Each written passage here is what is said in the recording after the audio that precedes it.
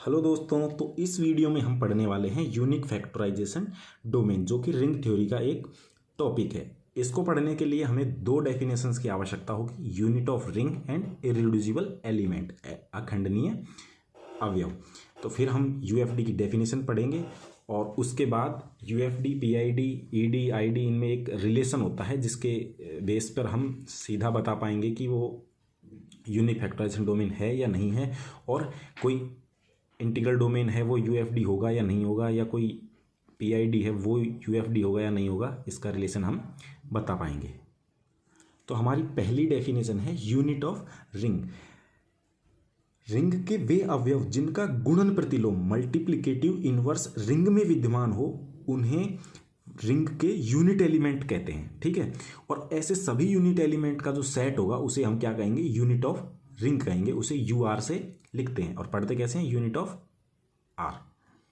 जैसे Z plus dot में unit of Z क्या होगा, 1 एंड -1, क्योंकि 1 और -1 का ही डॉट के लिए इन्वर्स एग्जिस्ट करता है, और वो क्या होते हैं, 1 सेल्फ इन्वर्स होता है एंड -1 भी सेल्फ इन्वर्स होता है, क्योंकि 1 डॉट 1 बराबर 1, -1 डॉट -1 इज इक्वल टू 1, और 1 और -1 किस में एग्जिस्ट कर रहे हैं, जेड में एंटर कर रहे हैं। यदि मान लीजिए हम 2 का डॉट के लिए इन्वर्स लेंगे तो dot 2 into 1/2 is equal to 1 आ रहा है, लेकिन जो 1/2 है वो जेड में बिलोंग नहीं कर रहा, इसलिए इसके मल्टीप्लिकेटिव इन्वर्स किस किस का एग्जिस्ट कर रहा है, 1 और -1। तो इसलिए क्या हो जाएगा हमारा, u of Z is equal to 1 and -1। इस तरीके से भी क्वेश्चन बन सकता है।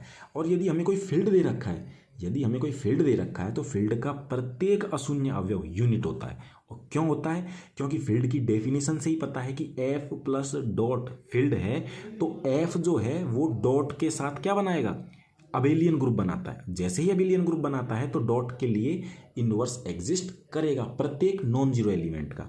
ओके, अब हम सेकंड डेफिनेशन देखते हैं इररिड्यूसिबल एलिमेंट्स की, अखंडनीय अवयव। जैसे कि हमारे क्या होते हैं, अभाज्य संख्याएं होती है ना, वैसा ही ये कुछ है। यदि r प्लस डॉट एक पूर्णांकीय प्रांत है, अब ये पूर्णांकीय प्रांत क्यों लिया गया है, क्योंकि हम आगे चल के पढ़ने वाले हैं unique factorisation domain. Unique factorisation domain होने के लिए उसे सबसे पहले क्या होना पड़ेगा, इंटीग्रल डोमेन, पूर्णांकीय प्रांत होना पड़ेगा। इसलिए यदि r प्लस डॉट एक पूर्णांकीय प्रांत है तब अशून्य, non zero and non unity element को इररिड्यूसिबल कहेंगे यदि इसको फैक्टर्स में ना लिखा जा सके। ठीक है, जैसे z प्लस डॉट में सभी प्राइम अभाज्य हैं मतलब इररिड्यूसिबल हैं, अर्थात a एक इररिड्यूसिबल है। तब यदि a को हम a बराबर बी सी के फॉर्म में लिख पा रहे हैं तो या तो b बराबर 1 हो या c बराबर 1 हो। और यदि हम क्या ले रहे हैं, रिंग ले रहे हैं या एक पूर्णांकीय प्रांत या इंटीग्रल डोमेन ले रहे हैं, तब उसमें इररिड्यूसिबल एलिमेंट को क्या कहेंगे, यदि हम किसी एलिमेंट को a बराबर बी सी की फॉर्म में लिख पा रहे होंगे तो या तो b यूनिट एलिमेंट होगा या c यूनिट एलिमेंट होना चाहिए, या दोनों ही यूनिट एलिमेंट होने चाहिए, जैसा कि हम एग्जाम्पल में अभी देखने वाले हैं। जैसे जेड आयोटा में 5 रिड्यूसिबल है या इररिड्यूसिबल, तो हम क्या करेंगे, पहले तो 5 is equal to a is equal to किस में लिखेंगे, BC फॉर्म में लिखेंगे, और फिर देखेंगे कि कोई एक यूनिट एलिमेंट है या दोनों ही यूनिट एलिमेंट हैं। तो देखिए जेड आयोटा में अवयव किस प्रकार के होते हैं, a प्लस आयोटा बी रूप के होते हैं, और यूनिट ऑफ जेड आई क्या होता है, +-1 एंड + आयोटा, मतलब इसमें 4 एलिमेंट्स होते हैं, +1 -1 plus iota and minus iota. अब देखिए, क्योंकि 5 है जो इसमें बिलोंग करेगा, 5 बिलोंग्स टू जेड आयोटा, तो 5 को कैसे लिख सकते हैं, 5 बराबर 5 + 0 आयोटा। अब 5 को हम इस फॉर्म में लिखेंगे, a बराबर बी सी की फॉर्म में लिख पा रहे हैं क्या, पहले तो ये देखेंगे। तो हाँ, 5 को हम 2 + आयोटा एंड 2 - आयोटा फॉर्म में लिख पा रहे हैं। जैसे ही हम इस फॉर्म में लिख पा रहे हैं, अब हम देखेंगे कि ये यूनिट एलिमेंट हैं या नहीं है, किसी एक को यूनिट एलिमेंट होना होगा या दोनों भी यूनिट एलिमेंट हो सकते हैं। जैसे ही हम देखेंगे तो यूनिट एलिमेंट का सेट ये है, तो ये दोनों ही इसमें नहीं बिलोंग कर रहे, मतलब 2 + आयोटा और ना ही 2 - आयोटा, कोई भी यूनिट एलिमेंट नहीं है। जब ये यूनिट एलिमेंट नहीं है तो ये क्या हो जाएगा, इररिड्यूसिबल नहीं होगा, तथा 2 + आयोटा एंड 2 - आयोटा दोनों ही यूनिट नहीं है। अतः 5 जेड आयोटा में रिड्यूसिबल है, मतलब इररिड्यूसिबल नहीं है। अब इसके बाद में जेड आयोटा को में किसी एलिमेंट को चेक करने के लिए कि ये रिड्यूसिबल है या इररिड्यूसिबल है, इसको चेक करने का सीधा सा फॉर्मूला है, क्योंकि जेड आयोटा में एलिमेंट्स कैसे होते हैं, a + आयोटा बी फॉर्म के। तो इसका हम क्या करेंगे, सबसे पहले मोड निकालेंगे। जैसे ही मोड निकालेंगे तो A square plus B square type से हम निकाल लेंगे। यदि वो प्राइम नंबर आ रहा है तो हम सीधा कह देंगे कि ये क्या है, इररिड्यूसिबल, मतलब अखंडनीय है। और यदि किसी प्राइम की स्क्वायर आ गया, यदि किसी प्राइम का स्क्वायर आ गया और साथ में ये कंडीशन होल्ड कर जाएगा तो हम कह देंगे कि ये क्या है, इररिड्यूसिबल है। अगर ये कंडीशन होल्ड ना करे और वो क्या आ जाए, पी स्क्वायर आ जाए, तो हम कह देंगे कि वो इररिड्यूसिबल नहीं है। या वो पी स्क्वायर आए ही नहीं, कोई और ही आ जाए तो हम सीधा कह देंगे कि वो इररिड्यूसिबल नहीं है। जैसे जेड आयोटा में 1 + 7 आयोटा है, इसको हम क्या मोड निकालेंगे तो 1 + 49 = 50, और 50 इज नॉट इक्वल टू, ना तो ये पी है, मतलब ना तो ये प्राइम है और ना ही किसी प्राइम का स्क्वायर है, तो हम क्या कह देंगे, ये रिड्यूसिबल है, मतलब नॉट इररिड्यूसिबल। ठीक है। और जैसे 1 + 2 आयोटा है, अगला 1 + 2 आयोटा क्या होगा, 1 + 2 का स्क्वायर 4 = 5, जो कि एक प्राइम नंबर है, तो हम सीधा कह देंगे ये क्या है, इररिड्यूसिबल है। 5 आयोटा है, 5 आयोटा का जैसे निकालेंगे 5 × 5 = 25 आएगा। 25 किसका स्क्वायर है, किसी प्राइम का स्क्वायर है, बिल्कुल 5 का स्क्वायर है। जैसे ही 5 का स्क्वायर है तो फिर हम अगली कंडीशन चेक करेंगे, क्या ये कॉन्ग्रुएंट टू 3 मोडुलो 4 है क्या, नहीं, क्योंकि 4 का भाग 5 में देंगे तो शेषफल 1 एंड 4 का भाग 3 में देंगे तो शेषफल 3, जो कि इक्वल नहीं है, अतः नॉट इररिड्यूसिबल आ जाएगा। ये 5 आयोटा नॉट इररिड्यूसिबल है। अब देखिए इसके बाद में एक छोटी सी डेफिनेशन होती है एसोसिएटिव की। एसोसिएटिव क्या होती है कि आर प्लस डॉट एक पूर्णांकीय प्रांत है, इंटीग्रल डोमेन है, तब एक element A belongs to R को बी के एसोसिएट कहा जाएगा यदि there exist unit element U belongs to R such that A बराबर यू बी। मतलब ए को यूनिट एलिमेंट के मल्टीप्लिकेशन में किसी अदर एलिमेंट के मल्टीप्लिकेशन में लिखा जा रहा है तो जो ए और बी है वो आपस में क्या हो जाएंगे, एसोसिएटिव हो जाएंगे। जैसे मान लीजिए ए है, ए को हम क्या लिख सकते हैं, -1 और -a लिख सकते हैं। जैसे ही हम ये लिख पा रहे हैं तो, और -1 क्या है, जेड में यूनिट एलिमेंट है, जैसे ही ये यूनिट एलिमेंट हुआ तो a और -a क्या हो जाएंगे, एसोसिएटिव हो जाएंगे आपस में। a -a के सहचारी है जेड में, जहां -1 क्या है, यूनिट एलिमेंट है। ठीक है। अब देखिए कि एग्जाम्पल अल्फा बराबर 3 एंड बीटा = 3 आयोटा है, जेड आयोटा में एसोसिएटिव है या नहीं है, तो हम क्या करेंगे, 3 को इसके किसी ऐसे मल्टीपल में लिखेंगे, अगर ऐसा मल्टीपल में लिख पाएं कि इसका जो आगे मल्टीपल आ रहा है वो यूनिट एलिमेंट आ जाए, तो हम कह देंगे कि 3 एंड 3 आयोटा एसोसिएटिव हैं। जैसे यूनिट ऑफ जेड आयोटा निकालेंगे पहले, तो उसमें कौन कौन से एलिमेंट्स हैं, +-1 एंड +- आयोटा, मतलब इसमें 4 एलिमेंट हैं, +1 -1 plus iota and minus iota. अब देखिए 3 को हम क्या लिख पा रहे हैं, 3 को हम लिख पा रहे हैं -, आयोटा एंड 3 आयोटा, ऐसे लिख पा रहे हैं ना, क्योंकि आयोटा आयोटा मल्टीप्लाई होके क्या होगा, -1 बाहर है तो ये -3 हो जाएगा, मतलब +3 हो जाएगा, इस तरह लिख पा रहे हैं। अब हम ये देखेंगे कि क्या जो हम मल्टीप्लाई में आगे लिख रहे हैं वो यूनिट एलिमेंट है या नहीं है। -1 इसमें है तो -1 क्या है, माइनस आयोटा क्या है, यूनिट एलिमेंट है, जहाँ माइनस आयोटा यूनिट है, अतः 3 व 3 आयोटा एसोसिएटिव हैं। ये तो हो गया किसमें, जेड आयोटा में। उसी प्रकार कोई और यदि हम ले लें, जैसे क्यू ले लिया हमने, क्यू में 9 और 1/3 क्या एसोसिएटिव हैं, क्योंकि 9 को हम कैसे लिख सकते हैं, 9 = 27 डॉट मल्टीप्लाई 1/3, जहाँ पे 27 क्या है, क्यू का यूनिट एलिमेंट है, क्योंकि 27 का डॉट के लिए इनवर्स क्या होगा, 1/27, 1/27, जो कि क्यू में बिलोंग कर रहा है, तो 27 क्या है, यूनिट एलिमेंट है, ए बराबर यू बी की फॉर्म में लिख पा रहे हैं, तथा 27 यूनिट एलिमेंट है, इसलिए 9 101/3 क्या है, एसोसिएटिव हैं। अब हमारी आती है मेन डेफिनेशन, जो मेन टॉपिक है, यूनिक फैक्टराइजेशन डोमेन। देखिए यूनिक फैक्टराइजेशन डोमेन है तो पहले उसे इंटीग्रल डोमेन होना होगा, तभी जाके वो यूनिक फैक्टराइजेशन डोमेन बनेगा। यदि आर प्लस डॉट एक इंटीग्रल डोमेन है तब इसे यूनिक फैक्टराइजेशन डोमेन कहेंगे यदि 2 कंडीशंस होल्ड करें। पहली कंडीशन, प्रत्येक non zero non unit element को आर के इररिड्यूसिबल एलिमेंट के मल्टीप्लिकेशन में लिख सकें, जैसा कि हमारे उसमें होता है ना कि किसमें, अभाज्य गुणनखंड के रूप में लिख सकें। ठीक है, पहला वो ये हो गया। तथा जो मल्टीप्लिकेशन लिखा गया है और जो अभाज्य गुणनखंड लिखा गया है वह एसोसिएशन तक यूनिक होना चाहिए, मतलब यूनिक तो हो लेकिन एसोसिएशन तक हम ले सकते हैं उसको, उसके एलिमेंट्स एसोसिएटिव एलिमेंट्स तक मल्टीप्लिकेशन ले सकते हैं। और इसको जैसे इंग्लिश में क्या लिखेंगे शॉर्ट में, factorization into irreducible elements unique, कब तक, अप टू एसोसिएशन, एसोसिएशन तक हम यूनिकनेस को इंक्रीज कर सकते हैं, ले सकते हैं।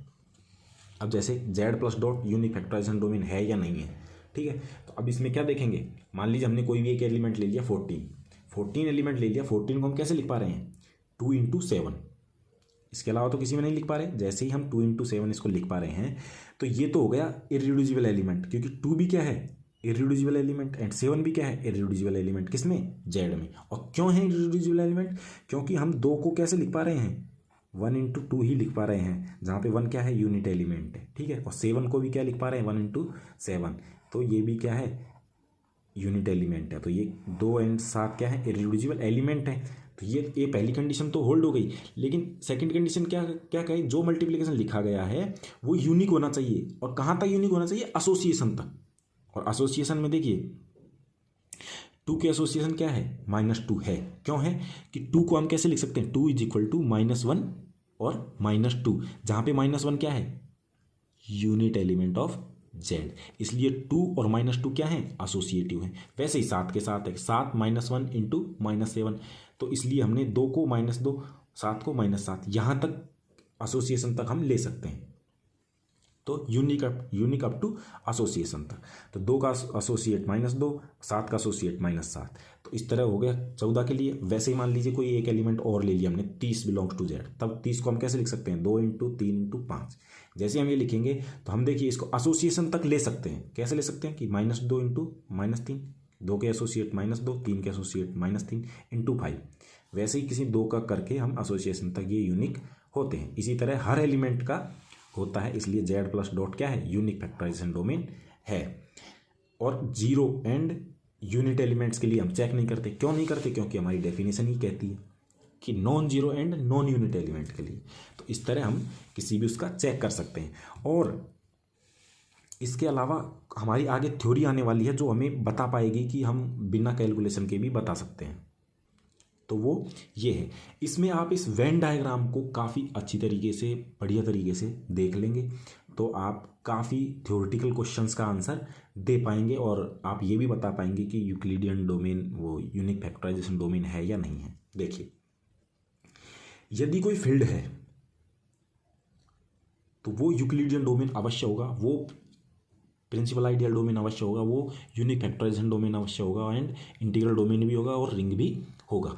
इस तरीके से अब जैसे वेन डायग्राम आप पढ़ना जानते हैं, जैसे प्रत्येक principal ideal domain unique factorisation domain होता है, जबकि वो ये बोलते हैं कि प्रत्येक unique factorisation domain principal ideal domain होता है, तो वो गलत हो जाएगा, क्योंकि वेन डायग्राम से आप देख पा रहे हैं जिसके अंदर जो है वो होगा और जिसके बाहर जो है वो हो भी सकता है और नहीं भी हो सकता। इसलिए इस डायग्राम को देख लीजिए, जहाँ पर आई डी का मतलब है integral domain, P I D का मतलब है principal ideal domain and E D का मतलब है यूक्लिडियन डोमेन।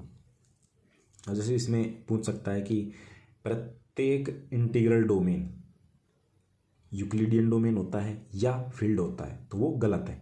जबकि प्रत्येक फील्ड इंटीग्रल डोमेन होता है, प्रत्येक principal ideal domain integral domain होता है, प्रत्येक यूनिक फैक्टराइजेशन डोमेन रिंग भी होता है, प्रत्येक unique factorisation domain integral domain भी होता है। इस तरीके से आप कर सकते हैं।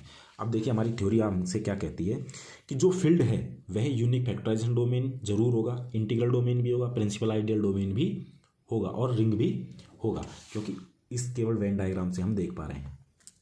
अब देखिए, जो प्रिंसिपल आइडियल डोमेन है वह यूनिक फैक्टराइजेशन डोमेन भी होगा। ये ट्रू फॉल्स एंड स्टेटमेंट्स में दे सकता है। क्यों होगा, प्रिंसिपल आइडियल डोमेन है वो यूनिक फैक्टराइजेशन डोमेन जरूर होगा, लेकिन प्रत्येक unique factorisation domain principal ideal domain हो जरूरी नहीं है। तो केवल इस डायग्राम से ही हम बहुत सारे क्वेश्चंस का आंसर दे सकते हैं और ये वेन डायग्राम की तरह आपको पढ़ना है। प्रत्येक Euclidean domain unique factorisation domain होता है, प्रत्येक principal ideal domain unique factorisation domain होता है। अब जैसे Q C R Q iota unique factorisation domain है। अब क्यों है, क्योंकि हमारी केवल ये है कि Q C R Q E क्या है फील्ड है। जैसे ही हमको पता चला फील्ड है तो वो यूक्लिडियन डोमेन भी है, प्रिंसिपल आइडियल डोमेन भी है, यूनिक फैक्टराइजेशन डोमेन भी है, इंटीग्रल डोमेन भी है एंड रिंग भी है। तो वो केवल यूएफडी ही नहीं पढ़ रहे, हम इन सबको पढ़ रहे हैं। ठीक है। अब Z iota Z N iota N prime है, जहाँ N congruent to 3 module 4 unique factorisation domain है। ठीक है। अब ये क्योंकि ये क्या जेड क्या होता है, जेड फील्ड नहीं होता है, जेड फील्ड नहीं होता है, तो फील्ड नहीं है, तो इसके लिए हम फिर ये थ्योरी छोटी सी लेकर आए हैं। अब जेड यूनिक फैक्टराइजेशन डोमेन है तो जेड एक्स भी यूनिक फैक्टराइजेशन डोमेन होगा। ठीक है। अब यदि डी बराबर 1 और 2 है, क्योंकि देखो फील्ड के लिए तो सीधी थ्योरी आ गई, लेकिन जेड क्या होता है, वो फील्ड नहीं होता है। जब जेड फील्ड नहीं होगा तो उसके लिए अलग से थ्योरी निकालनी पड़ेगी। तो उसके लिए ये है कि ये होते हैं unique factorisation domain. Z unique factorisation domain है तो जेड पर जो पॉलिनोमियल्स की जो रिंग बनेगी वो क्या हो जाएगी, यूनिक फैक्टराइजेशन डोमेन वो हो जाएगी। यदि डी बराबर 1 और 2 है तब जेड इस तरीके से √-d एक यूक्लिडियन डोमेन होता है। जब ये यूक्लिडियन डोमेन होता है तो हमें पता है जब ये यूक्लिडियन डोमेन है तो ये यूनिक फैक्टराइजेशन डोमेन भी होगा। ठीक है। यदि d इज ग्रेटर देन 2, इसमें d इज ग्रेटर देन 2 तो यूनिक फैक्टराइजेशन डोमेन नहीं होगा। ठीक है। अब जैसे ये है बहुत ही इंपॉर्टेंट आपके लिए, यदि कोई ring R unique factorisation domain है तो वह उसके से जो पॉलिनोमियल रिंग बनेगी वो भी यूनिक फैक्टराइजेशन डोमेन होगी। और यदि कोई पॉलिनोमियल्स की रिंग है वो यूनिक फैक्टराइजेशन डोमेन है तो वो जो रिंग है वो भी क्या होगी, यूनिक फैक्टराइजेशन डोमेन होगी। वाइस वर्सा या इफ एंड ओनली वाली कंडीशन यहाँ होल्ड होती है। साथ ही क्या एग्जाम्पल देखिए, जेड ये यूनिक फैक्टराइजेशन डोमेन है या नहीं है, क्योंकि डी क्या है, ये वाली कंडीशन 2 से बड़ा है तो ये नहीं होगी। और जेड माइनस आयोटा ये तो हमसे यहाँ से दे ही रखा है कि ये यूनिक फैक्टराइजेशन डोमेन होता है, और इससे भी हम देख लेंगे डी बराबर 1 और 2 है तो यूनिक फैक्टराइजेशन डोमेन ये होगा। अब ये देखिए जेड आयोटा एक्स मतलब पॉलिनोमियल्स की रिंग जिसमें कांस्टेंट कहाँ से आएंगे, a plus iota B type के होंगे, तो ये यूनिक फैक्टराइजेशन डोमेन है या नहीं है, क्योंकि हमें पता है कि जेड आयोटा क्या है, यूनिक फैक्टराइजेशन डोमेन है, तो उससे बनने वाली पॉलिनोमियल रिंग भी यूनिक फैक्टराइजेशन डोमेन होगी। तो ये डायरेक्ट होगी। We know if R is unique UFD then R X is also UFD. Z 5 iota X UFD नहीं, क्यों नहीं, सिंस जेड 5 आयोटा आईडी ही नहीं है, इंटीग्रल डोमेन ही नहीं है, और इंटीग्रल डोमेन ही नहीं है तो यूनिक फैक्टराइजेशन डोमेन तो होगा ही नहीं। यूनिक फैक्टराइजेशन डोमेन होने के लिए सबसे पहले उसे आईडी इंटीग्रल डोमेन होना होगा। और जेड -5x यूएफडी नहीं है क्योंकि जेड -5 इज नॉट यूएफडी। तो यही यूएफडी नहीं है तो इससे बनने वाली पॉलिनोमियल रिंग भी यूएफडी नहीं होगी। और ये यूएफडी क्यों नहीं है, क्योंकि डी इज ग्रेटर देन 2 है। अब यहाँ पर हमारा यूएफडी कंप्लीट हो चुका है, लेकिन एक यूक्लिडियन डोमेन की डेफिनेशन हम देख लेते हैं। पूर्णांकीय प्रांत, क्योंकि यूक्लिडियन डोमेन है तो पहले उसे इंटीग्रल डोमेन होना पड़ेगा, फिर जाके एक दो कंडीशन जो भी एक्स्ट्रा जुड़ेंगे उससे यूक्लिडियन डोमेन हम उसे कह पाएंगे। पूर्णांकीय प्रांत D plus dot Euclidean domain कहलाता है यदि एक फलन डी ऐसा हो, कहाँ से कहाँ पर डिफाइन हो, d - 0 जो सेट दिया गया है उसका 0 एलिमेंट हटा दें, उससे z प्लस यूनियन 0 पर। अब यदि और फलन इस प्रकार हो कि डी ए, कोई भी ए कहाँ से लेंगे, इस डी से, D A is less than equal to D A dot B, साथ ही A belongs to D, B is not equal to D, तब there exist some Q R in D such that A is equal to B Q plus R, जो Euclid विभाजन प्रमेय का हमारी होती है एल्गोरिथम, उसकी तरह कि r इज इक्वल टू 0 या D R is less than D B. तो ये हमारा क्या होता है, यूक्लिडियन डोमेन। तो इस तरह हमारा यूनिक फैक्टराइजेशन डोमेन कंप्लीट होता है। अब आगे आने वाली वीडियो में हम ड्यूअल स्पेस वगैरह पढ़ेंगे। तो ठीक है, आप पढ़ते रहिए, बने रहिए मेरे साथ। थैंक्स।